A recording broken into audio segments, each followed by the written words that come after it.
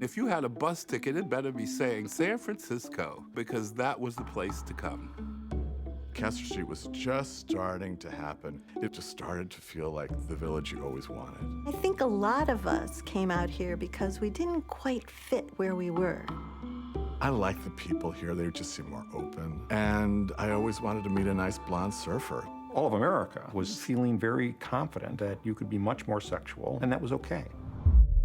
81 was a big year. Everything changed. I remember looking in the window of Star Pharmacy, and there were these photographs. Watch out, guys, there's something out there. The first time I heard about AIDS, I think it was called the gay cancer. We had friends who were dying right at the beginning of the epidemic. I was in the hospital. The infectious disease fellow came in and said, Eileen, why don't you put gloves on? We don't know what this is. How are you getting it? Who are you getting it from? Who's giving it to who? By the time we actually get the test, close to 50% of the gay men of San Francisco are already infected. It was my generation that was being infected. We were way too young to die.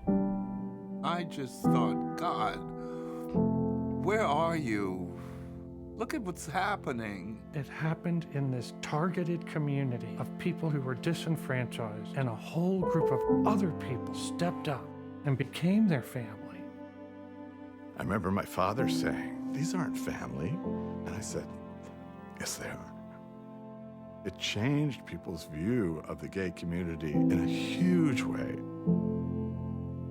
How deeply are Americans worried about AIDS? 50% of Americans favor quarantine for AIDS victims. We were preoccupied with extraordinary civil rights attacks. You could be tested without your consent. People could be fired for being HIV positive. If you're ever facing a natural disaster, as extraordinary as AIDS was, you should be so lucky as to be in a community like the queer community of San Francisco. This is a community that was tested and succeeded in what it was trying to do, which is save as many lives of people as it could and stop the civil rights attacks. It was a response that America should be proud of. None of my friends are around, so I want to tell their story as much as I want to tell my story.